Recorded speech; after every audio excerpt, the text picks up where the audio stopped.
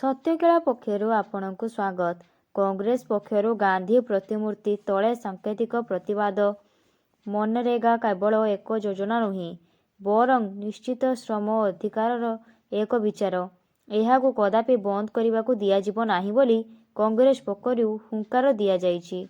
ବାଲେଶ୍ୱର ଜିଲ୍ଲା କଂଗ୍ରେସ ପକ୍ଷରୁ ସ୍ଥାନୀୟ ସିନେମା ଛକସ୍ଥିତ ଗାନ୍ଧୀଙ୍କ ପ୍ରତିମୂର୍ତ୍ତି ତଳେ ଦିନିକିଆ ଉପବାସ ଓ ସାଙ୍କେତିକ ପ୍ରତିବାଦ ପ୍ରଦର୍ଶିତ ହୋଇଛି।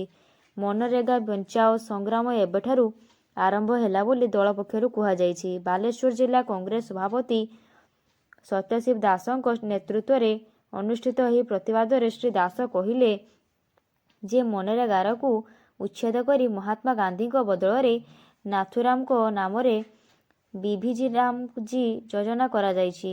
ପୂର୍ବରୁ କେନ୍ଦ୍ର ସରକାର ମନରେଗାରେ 90% ଅଂଶଧନ ଦେଉଥିବା ବେଳେ ଏବେ କେନ୍ଦ୍ରର ବିଜେପି ସରକାର 60% ଅଂଶଧନ ଦେବେ।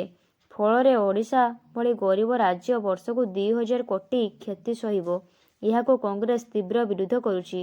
ଏହି ପ୍ରତିବାଦରେ ଅନ୍ୟମାନଙ୍କ ମଧ୍ୟରେ ତୁଷାରକାନ୍ତି ତପସ୍ୱୀ, ବିଜୟ ମହାନ୍ତି, ନିଶିତ ବାରିକ, ଦେବଦତ୍ତ ଦାସ, ଅନୁପ ସ୍ୱାଇଁ, କହ୍ନେଇ ବେହେରା, ନିରଞ୍ଜନ ବେହେରା, ଆଶିଷ ପଟ୍ଟନାୟକ, ଶେଖ ଭୋଲା, ନାରୀନେତ୍ରୀ ଜ୍ୟୋତ୍ସ୍ନା ସେନାପତି, ବାସନ୍ତୀ ନାୟକଙ୍କ ସମେତ ବହୁ କଂଗ୍ରେସ କର୍ମୀ ସାମିଲ ହୋଇଥିଲେ।